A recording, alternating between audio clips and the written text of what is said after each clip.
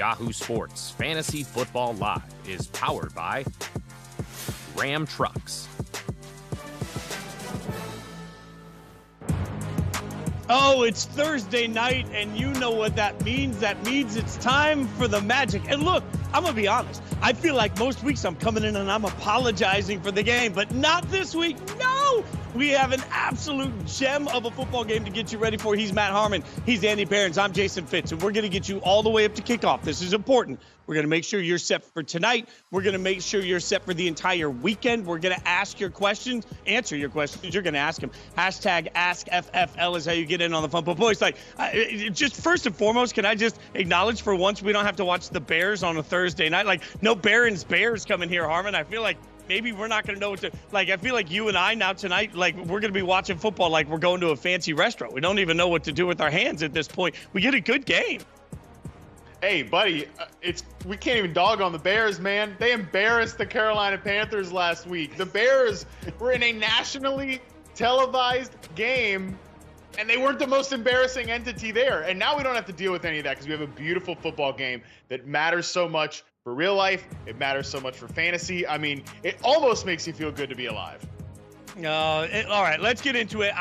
Everybody knows the matchup. I will tell you right now what the matchup is. It's the Cincinnati Bengals taking on the Baltimore Ravens. Obviously, all eyes on this rivalry game with so much on the line. The Bengals at 5-4, the Ravens at 7-3, Baltimore a 3.5-point favorite. You see the over/under there at 46.5. And there's only one important injury for us to update everybody on, and that is that T. Higgins is out for this game. So we know that there is no T. Higgins. We'll see what that means for the offense for the Bengals, who are coming off of, frankly, a forgettable game for them. So, well, let's get into what we've got our eyes on. Andy Behrens, the great Andy Behrens, what do you got your eye on for this tonight? Yeah, first of all, let the record show that the Bears have been absolutely dominant on Thursday Night Football this year. We need more of it around here, not less. The single player who has dominated my notifications, I think more than any other this week, is Keaton Mitchell, and we very much have our eye on his playing time. He played just 13 snaps last week, handled only 4 touches, and made a lot of fantasy noise. The first carry became a 39-yard touchdown. He made every defensive player on the field look like a cardboard cutout. His first reception went for 32 yards. Barely touched the ball again. It was kind of wild. He did drop a potential deep touchdown. Could have been a bigger day, but I think he certainly made a statement. This is a player on the small side. He's like 5'8", not somebody who's probably going to take on 25 touches per game. But if we can get him to 8, 10, 12, something like that, he's got 4.3 speed, and you can see it on the field. He was a tremendous collegiate runner, 7.2 yards per carry last year, over 1,700 scrimmage yards at East Carolina. And this week, he gets a Cincinnati run defense that allows 5 yards per carry. That has been among the most generous in the league. You probably want to take the over on the Keaton Mitchell longest rush prop tonight, whatever it is. I'm just going to throw that out there. This is an ascending player with a role that can only grow in the offense. Really interested to see how much of him we get tonight. Good sir, you do not get to throw out extra props. We will get to the props later. You had your chance to pick said prop. All right, let's move on here to Matt. What do you got your eye on in this matchup tonight? Yeah, for me, it's on the Bengals side because Cincinnati's offense is not one of these, newfangled offenses with all the motion and a lot of pre-snap creativity. They're really based on, our guys are better than your guys, man. We have Jamar Chase. We have T. Higgins. Once you start to take one of those pieces away in T. Higgins, and Jamar Chase is definitely playing with a bad back. Ain't nobody used to have a bad back. Once you got a bad back, you've got a bad back, at least for a little bit. So he's probably playing injured. T. Higgins is not playing. And then you start to realize when you take these guys away, there are some cracks in this offensive line, man. Are they going to be able to protect Joe Burrow against a really talented Baltimore Ravens defense? Last week, Burrow was under pressure on 40% of his dropbacks, scored in Pro Football Focus. He had a 58% completion rate under pressure. Both of his interceptions came under pressure, but he had a 107.9 passer rating when he was kept clean. We all know quarterbacks are more efficient when they're protected, when they're kept clean. Statistically, that is just the case.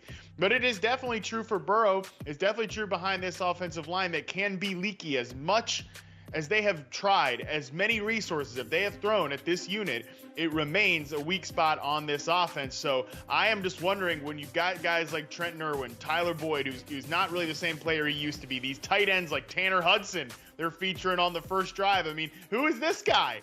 Like, I'm wondering if they can be the same offense in a really tough matchup with this offensive line at question mark. Yeah, it's amazing that even with the questionable offensive line, Zach Taylor just continues to call throw after throw after. It's like he wants him to get murdered back there. I don't know. All right. I got something I got my eye on in this one. It's also offensive, but it's about Baltimore and, frankly, being offensive offensively. I'm not sure I can trust anybody on Baltimore's offense anymore in fantasy. And it's funny because Barron's mentions out of the gate the one running back that was worth anything, and he didn't see the ball after that. We see drop after drop after drop and no dynamic plays coming from an offense that is wildly inconsistent. One week, it looks like they can do absolutely anything, and the next week, nobody can hang on to the football. I am at that spot where I am so risk-averse. There's only one person I really trust in this offense, Lamar Jackson. Yes, Mark Andrews. Everything else in that offense, to me, I don't know what you can really bank on. When the Ravens drop back and they need a big reception, I don't know how they're going to get it. And consistently, when we're talking about the fantasy angle of it, even against the Cincinnati defense that may not be as good as its reputation, I still don't trust the Ravens offense. All right, I mentioned prop bets. Bring in the props, bring in the funk. Let's get it. Let's get you some opportunity to find some props out there that we like and see what we've got there. We'll start with Matt because I'm afraid Andy's going to give us the kicker prop. So, Matt, what do you got out of the gate as a prop that you've got your eye on in this one? Fitz is a real legend for sparing the nation from kicker props. I appreciate it. I also appreciate Zay Flowers' route running, and I'm taking the over on 51.5 receiving yards for him. I hear your point, Fitz, that this offense has been a little tough to trust. We have not seen it click all the way yet, but man, I watched Zay Flowers. Like, I just charted him for the rookie report over there on reception perception. Like, this guy gets open in the intermediate areas. He is open on these like post routes, 83% success rate, on the dig route, 100% success rate, on the out route, 77.8% success rate. Like, those throws are there for Lamar to make. I think he's just got to let it rip a little bit more. Maybe that's a confidence issue with the offense, but this Bengals defense, we saw it last week. Tank Dell got open. Noah Brown going off against this Bengals defense. This is a gettable unit, especially as the offense sort of kind of struggles to stay on the field consistently. So I see Zay Flowers having a pretty big night on a national stage here on Thursday Night Football. And I will say, Harmon, to your point, I love Zay Flowers. I think Zay Flowers is going to turn out to be a great player. I'm infatuated. It just hasn't clicked yet. So my trust issue is not because Zay Flowers isn't talented enough. I love your breakdown there. I'm feeling froggy, y'all. Like, I'm just going to be honest. Last week, I got a little confident. I was feeling myself a little bit. Gave you guys a parlay. I put two bets together. By the way, it hit. So I figured, why not just do that again, right? I mean, anybody could just take the over on Lamar Jackson, over 44.5 rushing yards. That one looked pretty easy to me. Over 44.5 rushing yards for Lamar in this game seems like it's set. Again, you mentioned that Bengals defense. I think that Bengals defense is gettable. Also, Lamar seems to be a little uncomfortable. When he's uncomfortable, he likes to run around and make them make decisions. So I like Lamar over 44.5. That just didn't pay me enough money. So I decided I'm going to parlay it with Mark Andrews over 54.5. My logic on this is we saw this a few weeks ago. What happens when Lamar gets open is that Mark Andrews is able to go further down the field in his depth, right? So we saw it a couple of weeks ago. If Lamar runs around a little bit, Mark Andrews can get deeper routes available to him. That means 2 catches will get him to that 54.5. And most importantly, this parlay is at plus 242. Plus 242. I'm out of here aggressively trying to make some money for everybody. I'm just saying, yeah, plus 242. Andy, what kicker bet do you have for us that doesn't make anybody anything? No. It's not a kicker prop, but I think you'll find it even uglier than a kicker prop because it's a Joe Burrow rushing prop. It's set at 13.5 yards. I don't exactly know what awaits Joe Burrow tonight against just an excellent Baltimore defense. But I do know they're going to get after him. They lead the league in sacks. In fact, Baltimore's defense just absolutely very good at everything. All kinds of respect for him. But Burrow, as pretty much everyone can see, is moving really well again. He's clear of the calf injury that obviously was dogging him earlier in the season. He has 67 rushing yards over his last 3 games. He's got 5 or more rush attempts each week. Baltimore is going to see a very different Burrow from the guy that they saw back in September. I'm not going to say that he's going to have a huge night as a passer. Higgins being out is a problem. Baltimore itself is a problem, but he is definitely clearing 13 rushing yards in this one. Before we move on, let me ask you guys a question, and I'll start with Andy since you're just talking about this offense. Are we feeling like the under on this game? Because it feels like we've got some trust issues across the board. Like, it feels like trust issues with the Baltimore offense, trust issues with the Bengals. Like, is this going to be an ugly, low-scoring game? I mean, I feel like Baltimore could put up a number in this game, so I don't want to necessarily say that. I also don't want to jinx it. I want a good Thursday game with lots of points. I mean, generally speaking, we worry about Thursdays, but man, I feel like Baltimore is actually ready to break out in a pretty big way. Harmon, you agreeing with that? The fact that the Bengals have injury issues, up on the front line there on defense helps Baltimore's case too. I agree with Andy that if this game is gonna get pushed into kind of like a shootout situation here, I think it is gonna be on Baltimore's side. Plus, Andy brought up Keaton Mitchell. Like, this guy is the Bud Light Devon Achane right now. And that sounds weird because they're both rookies, but like, he is that guy that can take one carry and just rip it to the house. Like, I think there's meat left on the bone with Zay Flowers. I think there's meat left on the bone with Rashad Bateman. And I feel like an idiot for saying all this. I feel like an idiot for a lot of reasons, but I feel like an idiot for saying this when the Bengals are just more talented, right? Like, on offense, they have more proven players. So, yeah, I don't want to go out there on a nationally televised, internet stream where trillions of people are watching and say that this is going to be a low-scoring game. I am not putting that energy into the air. I am. Hammer the under. Look, this is like Thanksgiving.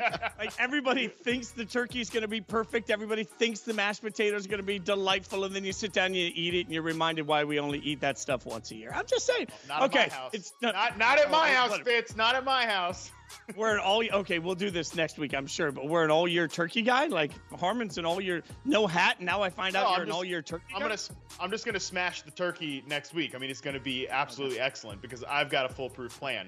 You have a plan, execute the plan, follow the culture. All right, come on. I can already preview what we're going to be talking about next week. All right, it's time to look at our fantasy game changers for the week, powered by Ram Trucks. All right, so we're going to give you a word that we associate with Ram Trucks and a player and figure out who that player is. Matt, you are up first, and your word, powerful. Powerful pick for week 11. What do you got? Yeah, I'll talk about Chiefs rookie receiver Rashee Rice coming off the bye, and this guy is absolutely powerful. I mean, he's 6th right now in yards after contact per reception among pass catchers who have 40-plus targets. He's been breaking tackles in the open field. He's averaging just straight up 8 yards after the catch per reception. I mean, that's some crazy yards after catch stuff. He's played 57.9% of his routes he's run from the slot. That's where his primary position has been. Now, I'm on record saying I want to see him do a little more than that. I want to see him run more than just crossing routes, more than slants, more than digs from the slot. And I realize he's been really good in this yak area, but I'd like to see him do more things if he's going to have like a fully expressed breakout. However, against the Eagles, who are really generous to slot receivers and have issues all over the place on defense. I mean, they're 19th in EPA per dropback allowed right now. I actually don't think Rashee Rice needs to do much more than just run slants and get yards after contact and get yards after the catch from the slot to be a really good fantasy pick here in week 11. All right, Andy, give us a premium player, like premium Ram. Yeah, Brock Purdy is a premium option against the Bucs this week. He's a premium option against pretty much anyone lately, but especially against the 31st ranked pass defense in the league. Tampa Bay has allowed the 3rd most fantasy points to opposing quarterbacks. They give up 7.6 yards per attempt. Purdy needed a get-right game last week after his bye, and he definitely got it. 296 and 3 touchdowns against Jacksonville. He is now leading the NFL in yards per attempt, yards per completion, passer rating. This all sounds pretty premium to me. The 49ers offense is now healthy, which of course means that no quarterback has more elite weapons at their disposal than Purdy does. He's got Ayuk, he's got Debo, Kittle, McCaffrey, etc. We're right back basically to where we were last season with Purdy when multi-touchdown games were just the expectation. I think there's no bigger teeter-totter seesaw, depending on where you grew up, than the narrative on Brock Purdy. It feels like it was great, then it was terrible, now it's back to great again. I'm interested to see what it looks like. All right, my word is fast, and this one hurts my heart. I hate to have to do it, but let's be real. If we're going to talk about a fast player, then we need to talk about Tyreek in a matchup against my beloved Raiders. that absolutely favors him in every way. This comes down to two different portions. One, the Raiders cannot stop the run this year, and they know that. So they're going to have to make a decision on trying to slow down Tyreek or trying to slow down Raheem Mostert. I don't think they have much of a shot at either, but they will dedicate more to Mostert because that's more attainable, which means Cheetah's going to be running all over the place. Don't let the numbers lie to you. The Raiders' pass defense doesn't look that bad statistically, but also look at the quarterbacks they've been playing of late. You have to look at the games they played against actual quality opponents. Their secondary is going to be put in a bad situation, and their safeties are going to be having to help with the run in a way that won't allow them to help with Tyreek. I think Tyreek Hill is going to have his biggest game of the season and put up the most fantasy points we've seen all year in a bludgeoning of my beloved Raiders. I don't feel great about it, but that's I just got to be honest with the world. No matter how you're looking, no matter what you're looking for, in a light-duty truck, the 2023 Ram 1500's got you covered. Score yours at ram.com. So let's help some people make some picks. Gentlemen, shall we? As we get you ready for Thursday and the entire weekend, remember, hashtag AskFFL, but we're going to look at some tough flex decisions for multiple players from users submitted through social media on the app, and we will start. I like to go to the guys I know you love. So Jesse asked the question, Nico Collins, Tank Dell, Jahan Dotson, or DJ Moore, one for flex, the other for wide receiver, to make your pick, hashtag AskFFL. All right, I'm going to throw this one, we'll throw this to Harmon because it's got Nico Collins in it. What do you think? Oh, man, I was really hoping you were going to throw this one to Andy because this is tough.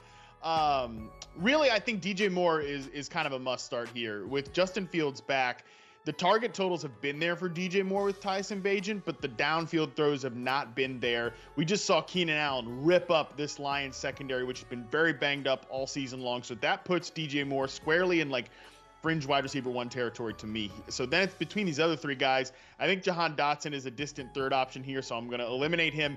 And really it's between these two Texans receivers. I really don't think you can go wrong here because both of these guys are in a great matchup, but I do think the perimeter corners have been, they already highlighted Nico Collins for me, so I was going to go Nico Collins here. So you've made the decision for me, Ron, or who's ever doing the graphics back there. So because of the graphics, we're going Nico Collins.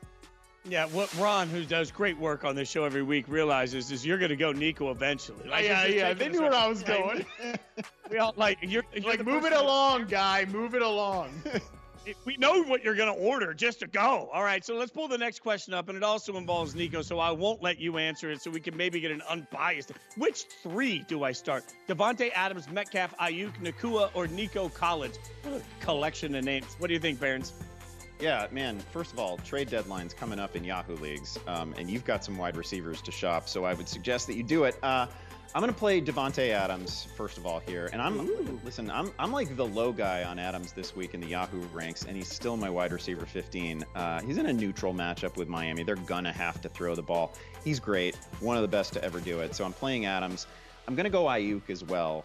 Everything that I recently said about Brock Purdy applies to Brandon Ayuk's situation. He's been fantastic this year, and he gets that Bucks defense. We like that. And I'm going to go Nico Collins. Arizona, his matchup this week, they've allowed like 15 passing touchdowns on the season, high YPA, so I like this situation for Collins a lot. At the very least, Nico could start sending us jerseys or something. We'll call ourselves the Collins Club because, Nico always gets love on this. This is America. This is Nico Collins' show. Let's just be honest. All right, let's pull up John's question here. John coming in next says, one running back, one flex spot open, Singletary, Mitchell, Rice, Dobbs, Sutton to choose from. Which two are the best options to start? What say you, Harmon? Yeah, I think we're going Rashee Rice and we're going Keaton Mitchell here. We're feeling a little spicy, right? I mean, I think Devin Singletary's in a pretty good spot there with Dameon Pierce probably not playing it since he's not practicing it this late into the week. But man, I mean, they've got to get Keaton Mitchell the ball more, you know? I mean, come on, we're seeing so much juice there from this rookie. He is adding so much. I really do believe John Harbaugh when he says that they're working on ways to get him more involved here. So I'll go with the rookie running back and the rookie receiver. I respect so much that you said juice and not the other word so far in this show. Oh, it's coming. Don't worry. See? Okay. All right. Josh asked, I did that to myself. Josh is up next. asking start 3 in PPR, wide receiver, tight end, and flex spot available. Terry McLaurin, I can speak. Lockett, Kirk, Kincaid, and Laporta. I think we know one of the answers that Andy will pick here, but what do you got there? Yeah, listen, any question with Sam Laporta in it, I'm definitely going to go Sam Laporta. But he gets a premium matchup against the Bears. The Bears have allowed 20 passing touchdowns on the season. Kincaid, great player, fun player. You're going to enjoy him over the balance of the season, but he's got the Jets this week. It's probably a low-scoring game. My 2 receivers here are going to be McLaurin, who faces the Giants. That's a great spot. And Tyler Lockett. He's just so good. I trust him just a tad more than Christian Kirk. The problem, obviously, for Jacksonville is that you're pretty much talking about like 1 passing TD, maybe 2 per week. I think there's a greater shot that Lockett finds the end zone. All right, keep your questions coming. We will keep getting you your help. In the meantime, there's so much parity in the AFC this year. There's 14 teams within a game or 2 of a playoff spot, which is amazing. In this week's Ekeler's Edge, Chargers running back Austin Ekeler and Matt talked about what that competition is like from a player's standpoint. Check out a little of the conversation. The entire AFC playoff race right now, Austin, is incredibly tight. 11 teams right now in the AFC are over 500. Despite the Chargers being 4-5, you guys are 1 game back of a wild card spot. Yeah, the AFC's wide open halfway through the season. And, all of us, especially all these people that are in the hunt, and even the other teams too, we take it 1 week at a time. And really that's what it comes down to, because you can get beat on any Sunday. There's no guarantees, and you get reminded about that every single week. It's more exciting. I think it's amazing. Maybe not for like the fans when they're out there because they're like, we just want our team to dominate. But as a player in this stuff, it's like we're all in the flipping. Like this is the grind of the season right now, man. And it's ultra competitive, and everything matters just that much more because now 1 game back, you might be gone because there's so many people in the hunt right there. So obviously, I wish we were in a better spot, but then a weird part of me is like, I love that we're in this grind, and it's like, we got to go out there and do it because like it puts some pressure on you, and it's just like, all right, like, let's see if we can do it. Can we put this together? Can we get over the hump? Man, as a competitor, I eat this stuff up. Like this is what keeps me going.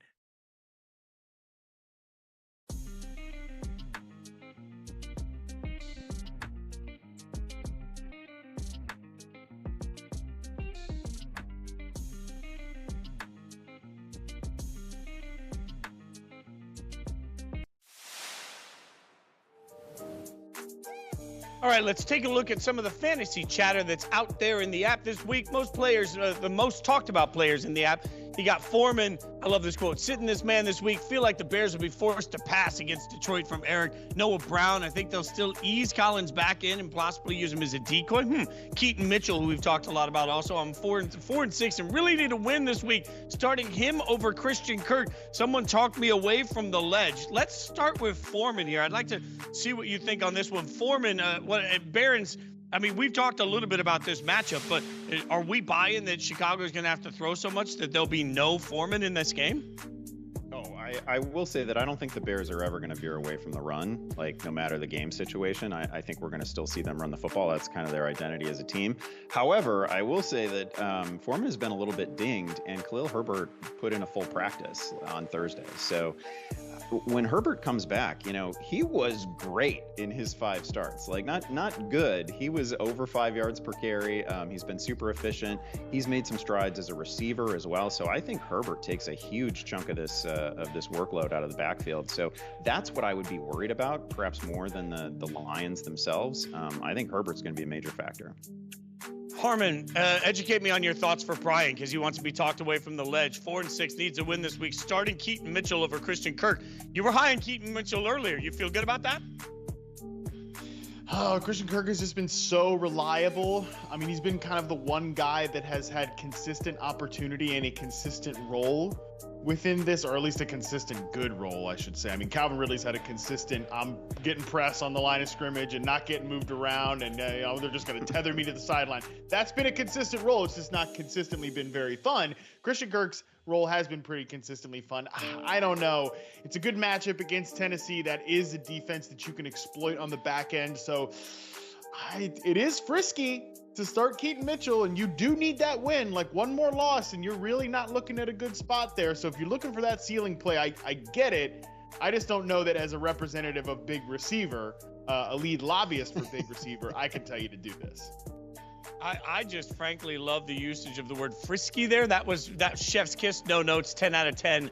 Perfect. We should do that more often. All right, let's get to a little bit of fun here on rookies. And everybody likes to do a rookie report card. But what if I told you we were going to do the rookie report card a little bit different? This time we're going to flip the script. And instead of grading players on their season performance so far, we're going to look at some of the rookie flex plays and grade the rest of the season fantasy potential. So we're grading based on where we think they'll end up. Matt, you get to go first. Josh Downs, give me a grade. Oh, baby, Josh Downs. I mean, A+ for Josh Downs rest of season.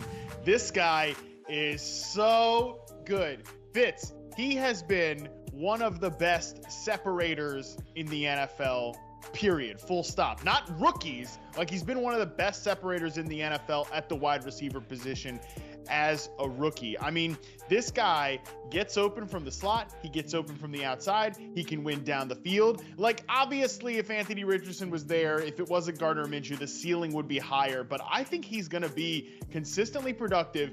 Vibe comes at a perfect time. He's over there in Germany. He makes a couple of clutch plays, reminding us just how good he is at football. Makes a couple clutch plays, but he doesn't play very much because of the injury. Now he gets the bye to get healthy, reset. I think this Colts offense is going to be competitive rest of season. Michael Pittman is one of the most, if not the most underrated receivers in the NFL. Great duo there. Josh Downs, I think, is set up to thrive rest of season. A+ for me. We should at least educate the world that Harmon's throwing a little shade at me because I recently waxed philosophically about the terrible wide receiver play of the Colts. It should be pointed out Downs was injured during that point. So I just message received, good sir. Let's see how it goes the rest of the year. But yes, I think having him healthy obviously makes a difference to it. Andy Barons, I can take the shade. Like I threw the heat. I can come back at me. Andy. I like that you think I remember what we said last week. Like, I mean, good Lord, a week ago that might have as well be 100 years ago at this point. I'll let everybody else review it and we'll figure it out. Andy, what are your thoughts on Jaden Reed, the rookie report card moving forward for Jaden Reed? Yeah, I'm giving Jaden Reed a B+, and this is really a situation where like I'm like the teacher who wants to incentivize a talented student. It's probably an A moving forward, but we're just gonna say B+, just to make sure he gets there. I feel like if you ask just any random fantasy manager right now, or any random Packers fan probably, to tell you who leads Green Bay in receiving, they would get this wrong. It's Jaden Reed. He leads the team in yardage. He's second in targets. Also has 4 touchdown receptions, which is 3 more than Christian Watson has through 9 games. Reed has played almost exclusively from the slot, and he rarely sees more than 35 snaps. That's the thing about Reed. He's barely playing. He'll play like 50% of the snaps in any given week. The fact that his playing time has been so like unnecessarily limited gives him plenty of room to ascend. His second half can absolutely end up much better than his first. All right, let's go next. Matt, back to you. Quentin Johnson over there in LA with the Chargers. Oh, time to be a little negative here. I'm going to give Quentin Johnson a D-. And look, this is extra harsh because in order to project for the future and grade for the future, you've got to look a little bit at the past. And I think the results for Quentin Johnson have been really, I mean, nothing short of a disaster so far. And frankly, like the Chargers knew this was going to happen. Maybe not quite this bad in terms of his just complete lack of ability to get open, but they came into the year not wanting to play this guy. They did not want him to be anything more than their 4th receiver. They want him to be a long-term developmental X receiver behind Mike Williams, which is a huge project because that is not the role, not what he did in college. He didn't thrive in contested situations. He didn't thrive against press coverage. Well, you know what? He's not doing any of that as a rookie in the league. This was a developmental thing, but oh, right, you have Mike Williams, who's injury prone. Josh Palmer gets hurt. Now Quentin Johnson is forced into a big role, and I think people will get excited about that big role, but everything we've seen so far says this is not a guy who's ready to produce at the NFL level. Hopefully I'm wrong. The Chargers really need me to be wrong because they need him to produce. They need him to stretch the field. And so far, I mean, I'm not giving him an F because he's running a lot of routes with Justin Herbert, who's a really good player, but so far, the results on the individual player, not great so far. And by the way, systems matter. We talk about it for quarterbacks all the time. They matter for wide receivers too. I think you make a really good point about what he was capable of, what he's being asked to do. All right, Andy, I think this will be a little bit more positive grade. Tank Dell, grade moving forward for Tank Dell. Yeah, we'll end on an uplifting note. Tank Dell has to be an A. He's currently the wide receiver 16 overall in fantasy. He's on pace for over 1,000 yards, 9 to 10 touchdowns. Easy A with a shot at an A+, honestly, by the end of the season. Unlike Jaden Reed, Dell has already arrived at a point where he rarely comes off the field. 72 snaps last week, 61 the week before. He's seen a 29% target share over the past 4 weeks. It helps that his quarterback is in the MVP conversation, no doubt about it. CJ Stroud is playing, years ahead of where we necessarily thought he would be. Dell has also shown us everything that you could possibly want to see from a young receiver. Yards after catch ability, excellent hands. He's a good blocker, an ability to shed opposing corners. Dell has shown us absolutely everything. If you're a believer in CJ Stroud, you have got to be a believer in Tank Dell. I think he can finish this season exactly where he sits in the ranks right now as a really solid wide receiver too. It's just a stunning statement because everything you said is right and it all makes sense. But it's a stunning statement. Like, we spent so much time talking about the fact that the Texans found their coach and their quarterback. We should also acknowledge that they have found what looks like a star wide receiver. Like, it's no one thing this year that's made the Texans take this meteoric leap. It's multiple things that have done that. So kudos to them. Good job by you, gentlemen, giving out grades. Always difficult. Harmon, by far the tougher grader. I'm just going to say it out loud. Harmon can do that, though, because he's right now in first place. Let's get to it. Rut-row. Here we are. Primetime. Yeah, let's get to it. Primetime picks. Let's skip this one time. Whole thing is rigged. Here's what we do. Every single week, we get to pick one player from each primetime night of action. So Thursday night, Sunday night, Monday night. Only one player is picked. And then from that, we are given scores. I have been in first place for quite a long time. But as you can see there last week, I was well outpaced. And now I find myself in a tie with Mr. Harmon. But Mr. Harmon has the advantage in total points by half a point. So Harmon is taking first place for the first time in what I think is 6 months. I'm not picking last in this snake draft we're about to do.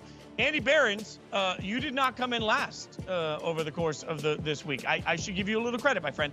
I came in last this week. You came in second. So, even though the graphic has you in third place and you only have 2 wins, you did come in second. So let's round of applause here for Andy Behrens remembering how to play the game. All right, so now we go through this. Oh, go ahead, Andy. Are you I was going to say, let the record show that I was leading this contest from Thursday night until there were like 5 minutes remaining in the Monday game. So I feel that I won the time of possession battle last week. You choked. Okay. Actually, that means you choked. You choked at the end.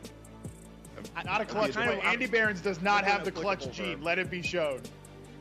Can we also, we've never really talked about this, but Matt Harmon's headshot, which is delightful, is far different than this version of Matt Harmon. Like, Matt Harmon's headshot looks like you're in one direction. This version of Matt Harmon does not look like this. Like, you're the bad boy in the band now. There you've got the little beard with the little hair and the little glasses. Like, you've got the whole I might be like a pop star that sits down and plays a piano song. And now it's. Well, you got a little tougher edge. Like, what happened? That was toupee, Matt. That was toupee, Matt Harmon, actually. Oh, buddy, that was real and it was spectacular. But unfortunately, I definitely look like the guy who back then, and this is true, I was so young and rosy and optimistic and a bright future ahead of me. And like this version of me looks like I've seen some things. And that's what years of working alongside Andy Behrens will do to you, Fitz. So let's see how you look in a few years, pal. Oh my God. I got nothing. If I don't have my looks, I got nothing. Okay, so let's get to the draft. And we start with Andy Behrens. You are up first. Remember our games for everybody. Bengals-Ravens tonight. Vikings-Broncos, yippee, on Sunday night. And then Eagles-Chiefs on Monday night. So there are some good options out there. Andy Behrens, you have the first pick in the draft. What say you? Yeah, even though there are a lot of great options in the Eagles-Chiefs game, I'm gonna go ahead and take Travis Kelce. The analytics tell us that he performs better with Taylor Swift in the building. Reports suggest that not only will Taylor be present on Monday night, but we could be treated to the first meeting between the extended families, the Kelce family and the Swift family. Looking forward to it. That means we have like 10 catches for 180 and 2 touchdowns incoming. You're probably right about that. Haters gonna hate. Can't say anything about it. I'm up next. I'll go to AJ Brown. This one, just taking another weapon off the Monday Night Football. This one's tough for me, obviously, because I think it's between Brown and Chase. They're both I think positioned to have really good games in this situation. But I'll take AJ Brown just because he's been on a heater and he's done well for me in this competition. So Harmon, who do you got? Spoiler alert, I am taking Jamar Chase. I can ignore the Monday Night Football game now because you guys have taken players from there, so I'll save that for my last pick. So I will go Jamar Chase here. Look, he showed last week it takes one play. It takes one play for this guy to break your lineup wide open, break a game wide open, whatever you want to say. So for me, I'm definitely going Jamar Chase. And for my second pick here, I don't know if I trust Justin Jefferson playing, so I will take, I think, TJ Hawkinson, the other kind of like most valuable pass catcher in this offense right now. This guy has 27 targets the last 2 weeks with Josh Dobbs playing most of the snaps for the Minnesota Vikings. You know, Pat Surtain's a really good outside lockdown corner. If there's no Justin Jefferson, I think he'll be locking up Jordan Addison out there. That leaves TJ Hawkinson wide open to run through the middle of the field. I think Hawkinson's in line for a big game on Sunday night. Well, I am stunned I'm sitting here, but, you know, I'll in the words of, based on the song of one of my great mentors, Kenny Rogers, one of the nicest guys I ever toured with. Got to know when to hold him, know when to fold him. I'm going all in on this. All in on this one. You're mentioning that you're worried about the injury for Justin Jefferson. I fear nothing. I fear nothing. All of my chips go right in, and suddenly I have A.J. Brown and Justin Jefferson in this competition. All he has to do is limp his way onto the field, and I'm going to be winning this damn thing. Oh, I feel so good. I don't even know what to say. All right, go ahead, Andy. Now that I've got. No, wait, for the record, if Justin Jefferson doesn't play on Sunday night, you get a 0, right? There's none of this like, oh, I'll just sub in Jordan Addison in the group chat afterwards, like Andy Behrens, who originally took Chuba Hubbard last week.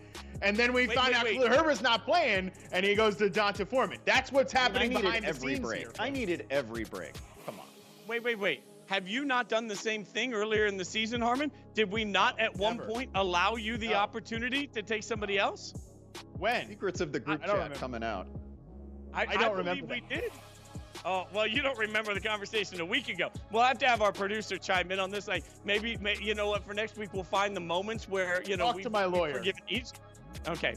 This, you know what? I hadn't thought of subbing out Jefferson, but now I absolutely will. Andy, you've got 2 picks. What do you got? Yeah, I'm going to go old school ground and pound primetime picks. I'm going to take a couple running backs. I'll go Joe Mixon. I'm going to go ahead and ride his 3-game touchdown streak. Obviously a difficult matchup with Baltimore, but teams have had a little bit more success on the ground than through the air against the Ravens. My next pick is going to be Javonte Williams. He has 55 touches and a pair of touchdowns over his last 2 games. He's coming off a week with 110 scrimmage yards and looks suspiciously like the old Javonte. You're right back to taking running backs the whole time. I told you earlier, the only guy I trust in Baltimore's offense is Mark Andrews. No T. Higgins, so this is an easy one for me. I take Mark Andrews, and I hope that over hits that I had for him get a couple touchdowns in there for me, too. A.J. Brown, Justin Jefferson, Mark Andrews. I'm feeling swaggy now. All right, Harmon, you're last. What are you taking? I am really hoping that Fitz is just in like a donut coma or whatever from the Dolphins beating the hell out of the Raiders on Sunday, so he forgets to sub out Jefferson. For my last pick, I will go back to that Monday Night Football game, and I will go with Devontae Smith. The splits show us that he has just been much better, much more productive when Dallas Goedert's not out there. It's a tough matchup with Kansas City, but I think he sets up really well for a nice bounce-back game in this one.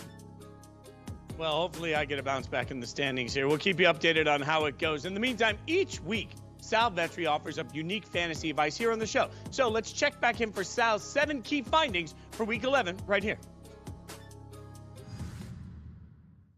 Here are the 7 key findings that'll help you win your Week 11 fantasy matchup. Finding number 1 is the best spot of the week. And this is for the Lions running back Jahmyr Gibbs because David Montgomery returned last week but didn't see elite usage. Montgomery only played 38% of the snaps. It was actually Gibbs who was the main RB, seeing 19 opportunities. And he even split the red zone work, which led to 2 goal line touchdowns. Now this week, he's a 9-point favorite against the Bears' 29th ranked defense. Starting running backs in similar matchups average over 40 14 fantasy points this season. He's in the best spot. Finding number 2 is the sketchy spot of the week. And this is for the Chiefs running back Isaiah Pacheco, who right before his bye week actually saw career high usage. Pacheco played a season high 70% of the snaps and handled 76% of the running back carries. But this week he's in a sketchy spot because he faces the Eagles, who allow the fewest yards and fantasy points to opposing running backs. This Philadelphia defensive line is so good that they're allowing 20% fewer points than any other team to opposing running backs. So temper expectations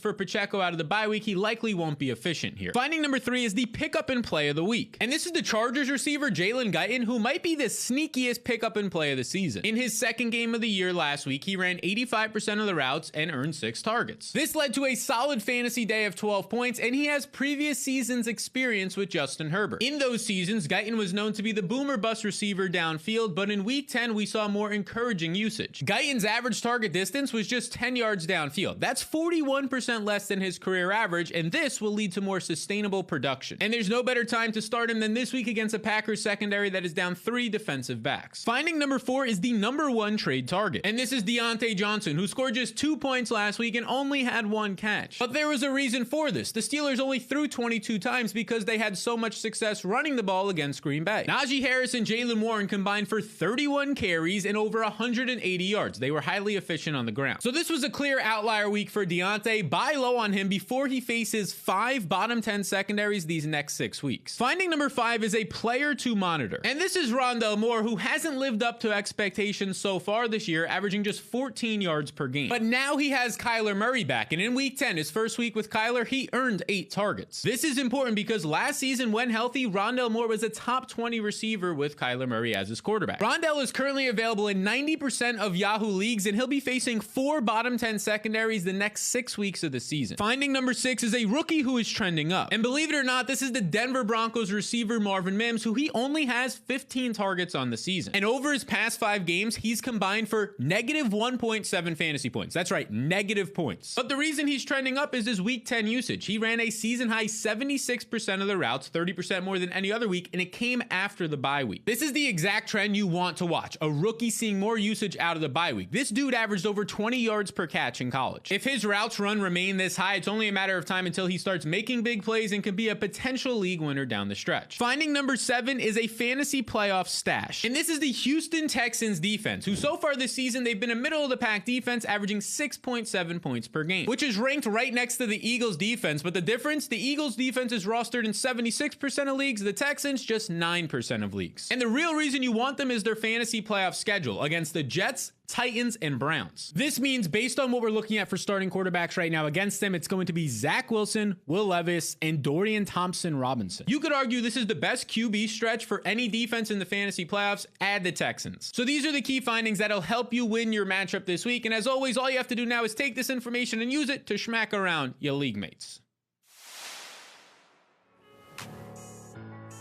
All right, Sal, I would never trade you for anything. There's nothing that we would give up Sal Vetri for. But people are looking to trade right now in fantasy football. Trade deadline is Saturday in most Yahoo leagues. So we thought after doing it last week, we'd help people again with some trade deadline questions. Are you ready to be asked all sorts of questions, Sal? Yes, let's rock and roll. All right, let's go to Nate first. Nate says Isaiah Pacheco, DJ Moore for Aaron Jones, Michael Pittman Jr. Thoughts? What do you think? Yeah, I think I'm doing this deal, and here's why. At least for the rest of the season, it looks like you're getting the more reliable players. Aaron Jones is finally healthy, and it's showing. Over 20 opportunities a game right now. Solid playoff schedule. But the guy I really want here, Michael Pittman. I think he's on a different tier than DJ Moore, even Isaiah Pacheco on the other side of this. You're getting the best player in this deal. He right now ranks top 5 in wide receiver usage, and over the last 5 weeks has been a top 15 receiver every week. All right, so let's look at the next trade question coming from Jets fan. Says Pollard for Jerome Ford and Hopkins. What do you think? Yeah, now this one has me a little bit more hesitant here. Now, I know Pollard has been really frustrating for the fantasy manager who has him. You're coming off of a week where he should have done something, and they go over 500 yards of offense, only 5 fantasy points. But I'm not sure this actually improves your team. If you need depth, that's one thing, but Jerome Ford, a little bit more suspect now with the Deshaun Watson injury. DeAndre Hopkins has been fine with Will Levis, but just fine. Maybe if you have another week on your trade deadline in your specific league, you wait to see what happens in this great matchup for Pollard against Carolina. But if not, I'm holding him as a guy a couple of tiers above these other 2 options. All right, we'll keep them coming here. And next up, we will get Project J in. Says, traded for Jettison. Laporta pushed out Josh Allen and Najee Harris. What do you think? Yeah, this is one of those where you just absolutely slam dunk your finger right to the accept button because, look, Justin Jefferson's in the deal. That's all you had to say. He's practicing this week. Might return this week. Definitely going to return by next week at the latest, it seems, at this point. Everything else is just gravy in this deal. And that gravy is Sam Laporta, a top 5 fantasy tight end. Everything you look at. He's great efficiency-wise, usage-wise, production. This is the side of the deal I want. Even if Laporta wasn't in this, I'd take it. That's just a cherry on top. All right, let's get one more in here. This one's a pretty good one here from Chris. Says, Kelsey Mostert for Amon-Ra St. Brown, Austin Ekeler. I have McBride. What do you think? Yeah, if you can if you're pulling this off right now, you got to go and do it. And bravo to you, Raheem Mostert. You're sending him away the exact week Devon Achane comes back. That is perfect. You're getting 2 top 10 players the rest of the year, not just at their position, overall in fantasy. And I actually think, I know Travis Kelce is here, so maybe I got to say this a little quieter. I actually think Amon-Ra St. Brown's the best player in this deal, 11 targets per game. I'll take that side of it. It's great that you have McBride to fill in for Kelce. Well, Swifties, if you want to add him, you just go to @Sal Vetri DFS. That's the way you let him know what you think of his Travis Kelce takes there. You can find more Sal on Yahoo Fantasy throughout the week. Follow him on social media. Let's bring in the boys to do a little bit of play calling here. Get some of your questions incoming. #AskFFL is the way you get in on it. We'll get this first question coming up from Jason. It's going to go to Andy Behrens. He asked, Brian Robinson or Derrick Henry or Javonte Williams? I can play 2 of them. What do you think, Behrens? First of all, how dare Sal discuss Sam Laporta as a throw-in in a Justin Jefferson deal? I'm outraged. This is a tough one. You've got 3 great options here. It feels weird to stay away from Derrick Henry, especially against the Jags. He's had such incredible games against them over the years. But I'm gonna go Brian Robinson. He's got 8 touchdowns on the season. Had 6 catches last week. You love the usage. He's facing the Giants. Antonio Gibson is dinged, so I want Robinson here. And I also want Javonte Williams. Discussed it earlier, 55 touches in his last 2 games, couple of touchdowns. The workload is absolutely premium right now, and the matchup isn't really a stay-away situation.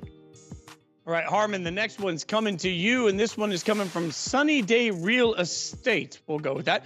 And trust Lamar for some ceiling tonight, or pivot to Howell. What do you think?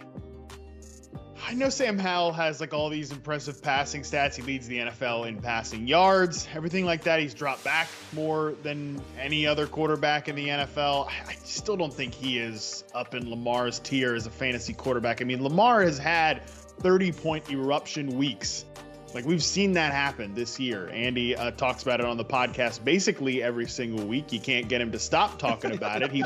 Andy Behrens loves to talk about how panicked people are about Lamar Jackson. It's his favorite topic. You should have thrown this one to him.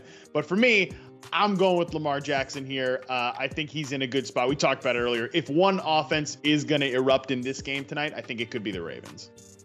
All right, Sal, you are up next. And this question comes from Tamara, who says, Flex, Standard League, Keaton Mitchell or Dalton Kincaid? I have Laporta at tight end. All right, so I'm very excited to watch Keaton Mitchell potentially see more usage tonight. That's what we're hearing, and he's apparently the greatest running back ever on his first 15 touches. So it's going to be tough to sit him, but you should. You're getting a little bit more security, you can say, at least runway, out of Dalton Kincaid, who right now, very quietly, 15 or more fantasy points in 4 straight games. The 3 games in a row now without Dawson Knox, he's basically been like a stud slot receiver. 25% of the targets he's earning, running basically every single route out there with Josh Allen, and Allen knows that he has these matchup advantages against linebackers. So I'm going to go ahead and get Kincaid here, and if Keaton Mitchell goes off tonight, that's great for future weeks. Okay, I can't, my job is to read here, and I can't believe I'm about to read this. It just feels weird from a football standpoint, but Tony asks, Mahomes or the Pastronaut Josh Dobbs? Like, I get it, but Harmon, it just feels weird to read it. So what do you think? Can't do it. I can't do it. Look, I think this is no disrespect to the Pastronaut. This is no disrespect to Josh Dobbs. But I think when we see Josh Dobbs on a primetime game, we're going to see that, like, it hasn't been consistent from first to final snap. There's been a lot of fits and starts with this Vikings offense so far. You see all the highlights on Red Zone, right? And that's why I think people are kind of getting carried away with Josh Dobbs' performance. Now, he's been really good. Like, I'm not taking anything away from him. He has been good. He may well have saved the Minnesota Vikings season and their playoff chances, but I still think Pat Mahomes in a good matchup too. Like, that's the thing. Even if the Eagles can get after the Chiefs up front in the pass rush, like, Mahomes is just going to do the I'm holding the beer scramble that he does, you know? Like, he'll be fine from a fantasy perspective. It's a really good spot. We are going to do some more analysis to Dobbs a little later in the show as we figure out how he shakes out against some of the other quarterbacks in the NFL for fantasy this weekend. In the meantime, let's get the next question up here for Barons from J Pitt. J Pitt asks, Addison, Laporta, or McBride, full PPR, 100-yard bonus. I never should have thrown this to Barons. My bad, but geez, shock us all. What do you think? Yeah. Why do we even bother sending the Laporta questions to me? Addison actually has a matchup with a pretty frisky Denver defense lately, so I'm not going to go that route. I don't really like anybody's chances of getting to 100 yards here, but I do like Sal Laporta's chances of finding the end zone. Again, the Bears on the season, they've allowed 20 touchdown passes. This is the league's number 26 ranked defense. Laporta wins this thing on matchup. All right, Sal, you get the last one here. It's going to come from Jonathan, who asks, Deontay Johnson or Rashee Rice? What do you think, Sal? This is an interesting spot. I think I'm going to actually go with Rashee Rice here coming out of the bye. We'll see if he gets more usage as the rookie. Nothing against Deontay. Last week was kind of weird. They ran the ball a ton, had success against the Packers. This week he gets the Browns, though. I kind of want to stay away from that. Rashee Rice out of the bye. Andy Reid, Patrick Mahomes, an extra week against the Eagles secondary that's given up the most points to fantasy receivers. Let's see what he could do. Sal, as always, great work, my friend. In the meantime, it's time for a quick break here on Fantasy Football Live. When we come back, it might be Thursday night, and everybody's paying attention to Thursday night, but the Fantasy Feast is Monday night. The Eagles travel to Arrowhead on Monday night. We'll break it down for you next.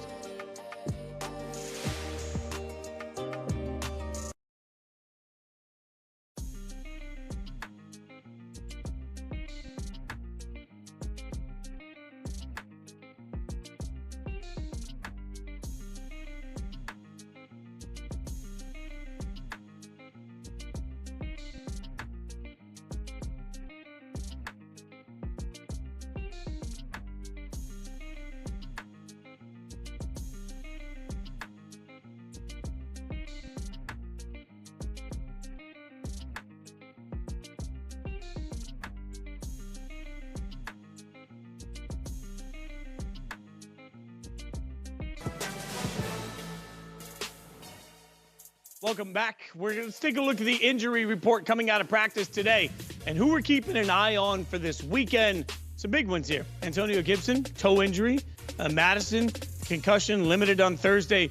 Dameon Pierce out with the ankle. So those are some big injuries there. We also have some players that are coming back from injured reserve, or at least eligible to come back from injured reserve. Tight end Pat Freiermuth for Pittsburgh after the hamstring injury, huge. Justin Jefferson from Minnesota, hamstring injury, huge. Devon Achane, who's sitting on my bench waiting to get back into my fantasy starting lineup, huge. And then you've got Khalil Herbert, who we mentioned earlier. So some significant players eligible to come in off of injured reserve. We will keep an eye on that. But the biggest news of the week, obviously, is Deshaun Watson sidelined for the rest of the year after undergoing shoulder surgery. It creates an interesting question because, Matt, I'm trying to figure out, we've spent all week on all of our great shows on Yahoo talking about this, but what's it mean from a fantasy standpoint when you look at the offensive weapons for Cleveland to you? Is it weird to say not that much? I mean, we really only super care about Amari Cooper, right? And I do think Amari Cooper's weekly ceiling and floor has to come down. That's obviously a bummer. I think he was a high-end 2 prior to this Watson news. I think he's probably more of a high-end 3, very boomer bust. That's kind of been the story of Amari Cooper's career. But it is really unfortunate because I think he has played his best football, no doubt about it, in a Cleveland Browns uniform. To me, he's been at his best with the Browns the last couple of years. So that is definitely a bummer. I think it takes his ceiling and floor down, but it's not like we were really playing Elijah Moore. David Njoku's getting some volume, but you know, we've played a lot of the season so far with backup quarterbacks in Cleveland. Like, we kind of know what we're getting. Yeah, that DTR point's a pretty good one. Andy, what do you think this does to the Browns offense? Yeah, to the point about Cooper, I will say that Cooper with Deshaun Watson in games this season is has been statistically like twice as good as he has with Walker and DTR, and some of that is unfair because you have to look at matchups and things like that, but it really hurts him. I just can't help but think how I would feel as a Browns fan right now. Not so much just because Watson is injured, but you look at the numbers for Deshaun Watson this season versus last season, and they are the same numbers. And I realize injuries were part of it, but they are exactly the same numbers. 6 games, 7 touchdowns each season. He's got 13 more passing yards this year. The same YPA, nothing got better. You'd better hope that it was really the injury this year, because otherwise you're doomed for the next 4 years with a quarterback who is just not playing at a replacement level for a starter. Yeah, I would welcome everybody to go check out the Yahoo Sports app. We've got a ton of coverage on Deshaun Watson. I've had plenty to say about it all week, including that contract breakdown. You can find it all out there. Make sure you take a look at it. In the meantime, we've got a fantasy feast, guys. Just 4 days before Thanksgiving, we get Chiefs and Eagles Monday Night Football. A lot to break down on this Super Bowl rematch. Everybody's got their eye on it. But, Barons, what's something you're looking for in this game? Yeah, Philadelphia's pass defense, really in defiance of all expectations going into the year, has not been good, not at all. They were not good in opening week against Mac Jones, who had 300-plus yards, not good in week 9 against Dak Prescott. They've been lit up by Sam Howell a couple of times. Dak got to him. Howell has passed for almost 700 yards against this team. It's most of the reason that he leads the league in passing yards right now. Philadelphia has given up you heard Sal go over some of these numbers. Philadelphia has given up the 4th most fantasy points to opposing QBs, the 5th most to tight ends, and the most to opposing wide receivers. This is just a lopsided defense. They've been pretty good against the run all year, first in the league against the run, so tough sledding for Pacheco maybe in this one. But, man, against the pass, it has been absolutely brutal. So, yeah, you don't need anybody to talk you into Patrick Mahomes. That one guy did, but most people don't need anybody to talk them into Patrick Mahomes this week. But there is a reason why he is the consensus QB1 for the week.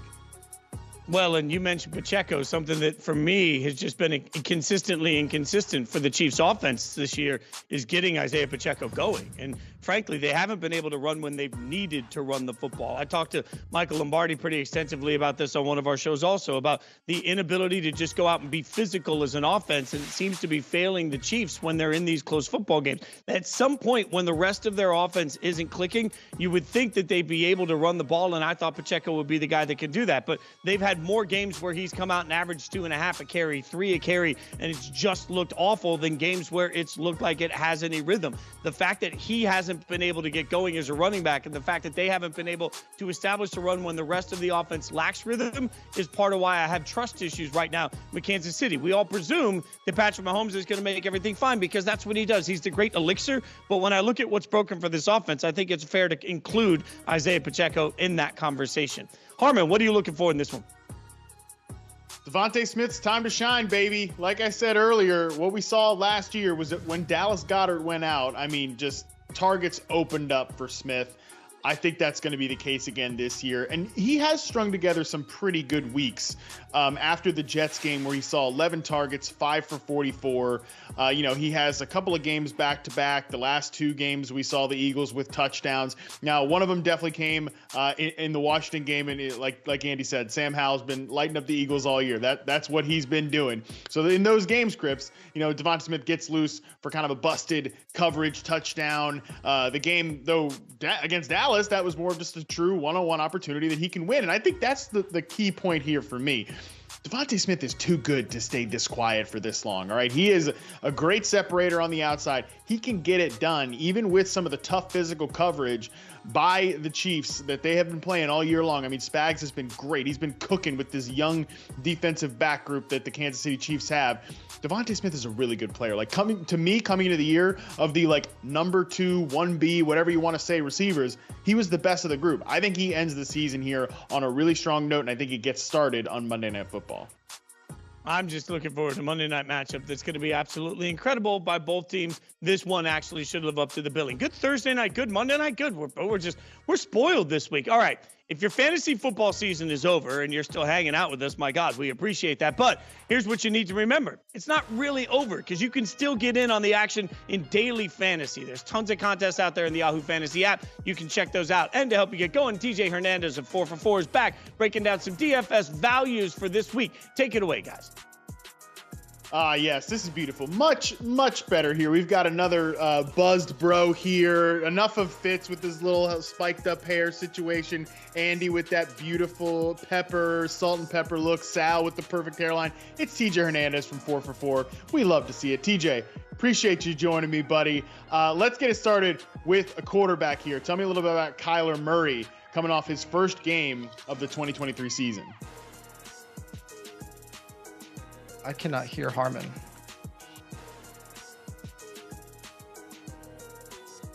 TJ, can you hear me about Kyler Murray yet?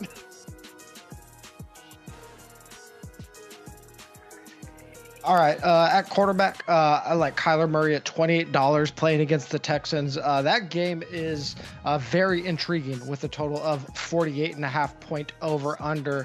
Arizona, before Kyler was there from weeks 1 through 9, Arizona throwing at the 5th lowest rate relative to expectation. With Kyler last week, they jumped up to 13th. So if you look at those raw passing numbers, they might not be as high as they were in some other games, but those other games were very game script dependent. As always with Kyler, we're going to get some rushing ability there. Murray, 6 rushes last week for 33 yards and a score. Always going to love that from our fantasy quarterbacks.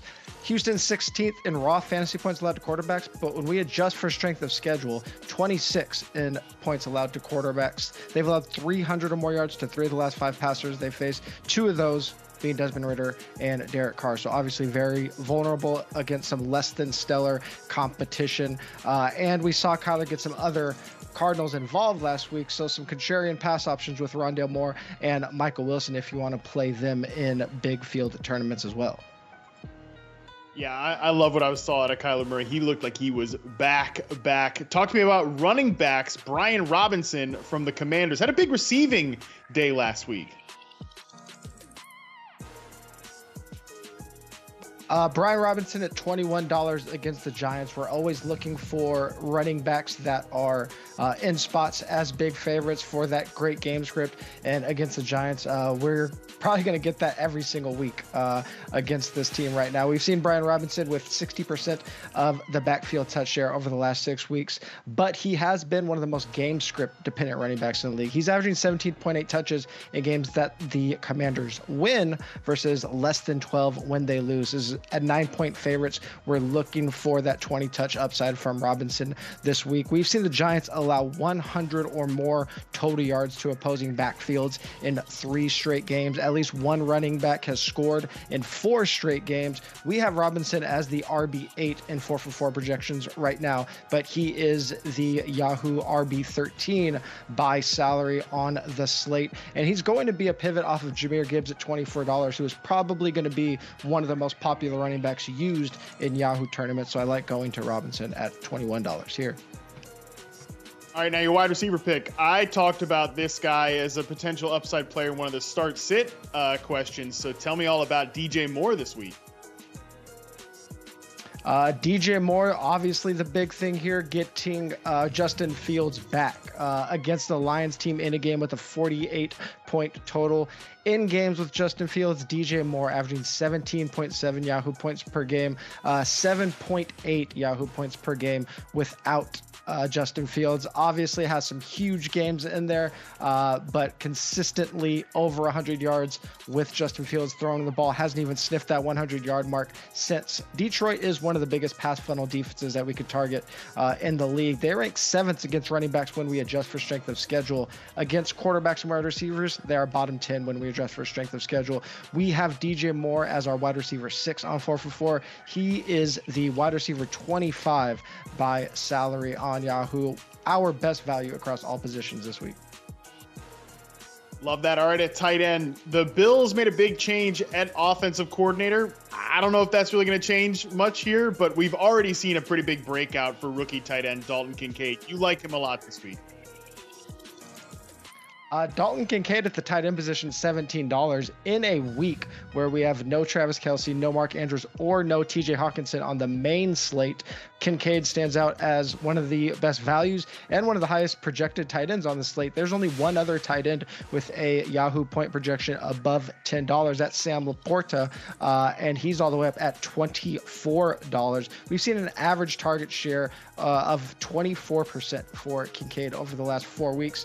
Over the course of the season, that would rank third in the league. So getting a ton of targets over the last few weeks as the primary tight end in Buffalo. And though he doesn't have the biggest average depth of target, under 5 yards per target, still a lot of touchdown equity in this Buffalo offense, even against a stout New York Jets pass defense. All right, TJ, appreciate you joining me, buddy. Listen, you all out there, if you are not following TJ's work, you're not listening to him on DFS MVP, you're not consuming his stuff at 4for4, and you're playing DFS, you're doing it wrong. Keep in tune with everything TJ's doing. TJ, appreciate it, man. Let's send it back to Andy and Fitz for a little fantasy face-off. Woo!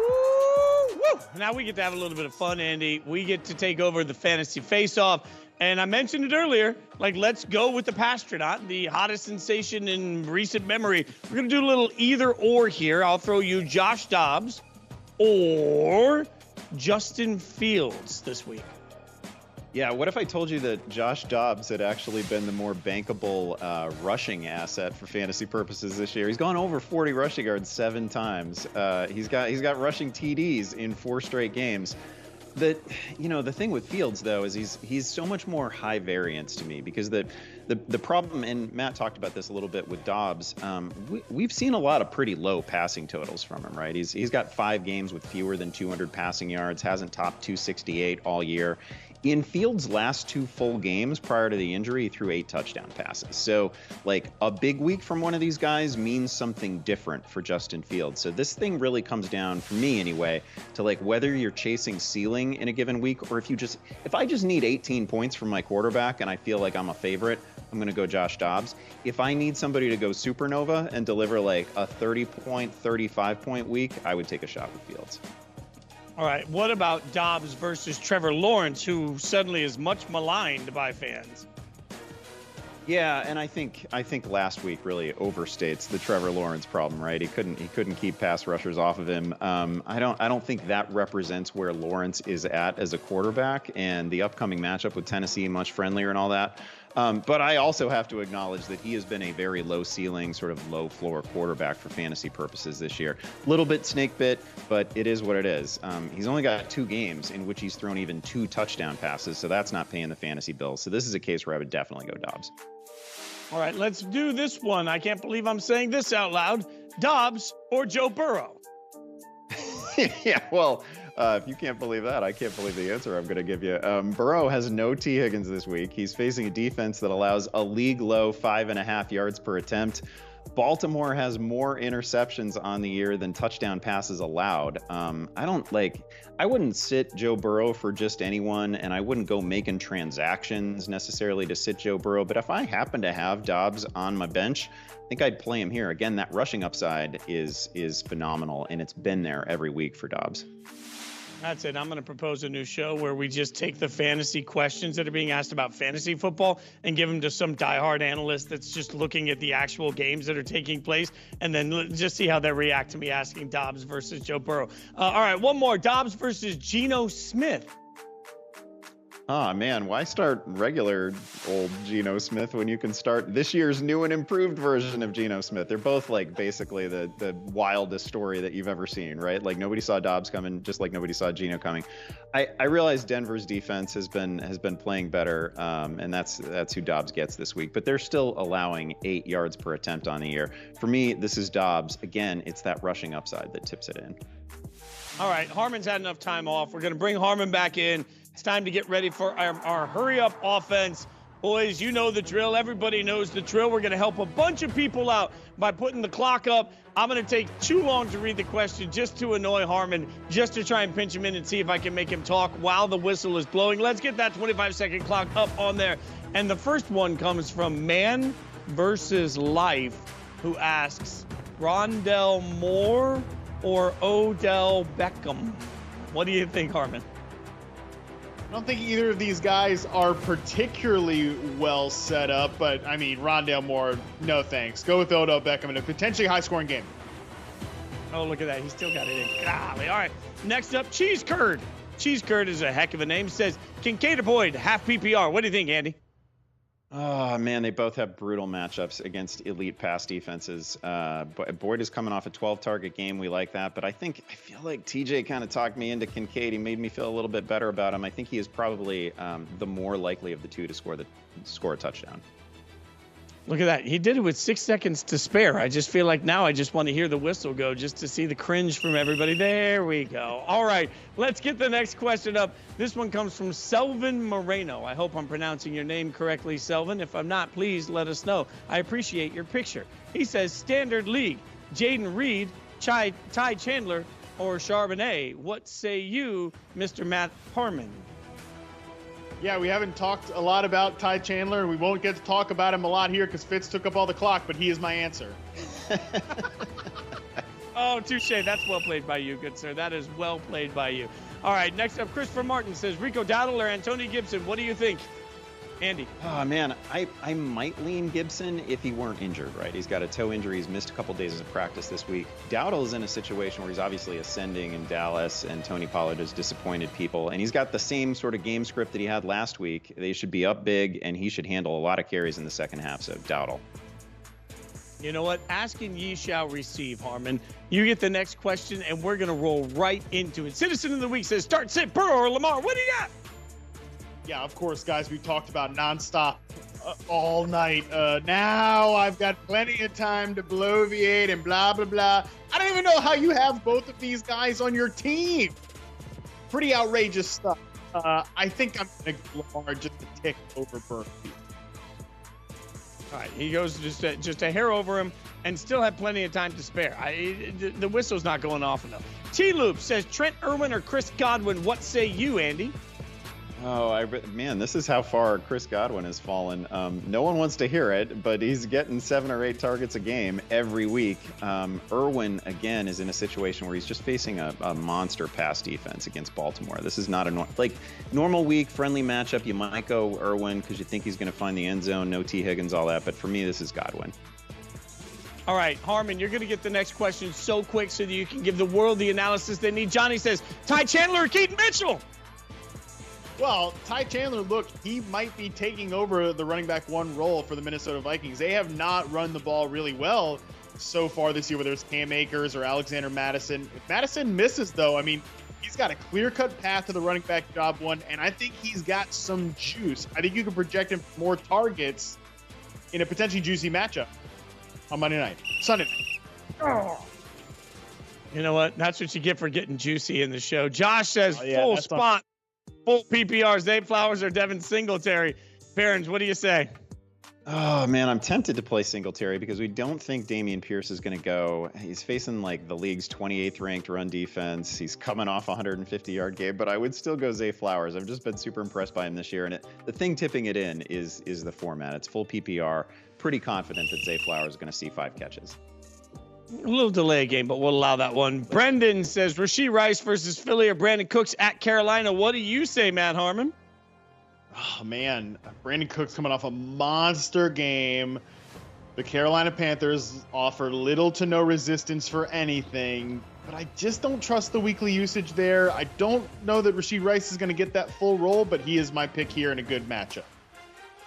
And with seconds to spare on here, Andy, you are back up on the clock. Mixon or Brian Robinson, Jesse asks. What do you think?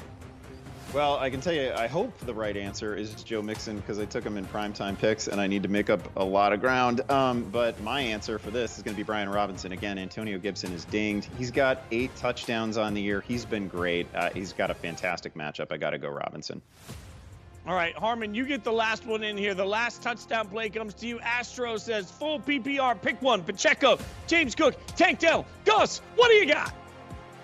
Oh, let me spike this one here. I mean, it's a full PPR. We got one receiver. Other guys, 2 of them have troubling pass catching roles. The other one, James Cook, it's like, come on, hold on to the ball for God's sakes. I'm tanked out easily here. Highest ceiling in the floor. You know what? You did so well. We're going to get one more in. It turns out extra time was put on the clock. Andy Barron's for the touchdown. Now Michael says tight end Cole Kmet or Jake Ferguson, running back Michael Keaton or Royce Freeman. No PPR. Ask FFL. I got tangled up. Andy, what do you got? Oh yeah, if I could play Michael Keaton, sure. I'm gonna go Keaton Mitchell here. That's fun. That's spicy. We think he's gonna get additional touches, and I'm gonna go Jake Ferguson as well. Tough one. Both tight ends have been good all season, but I'm gonna go Ferguson.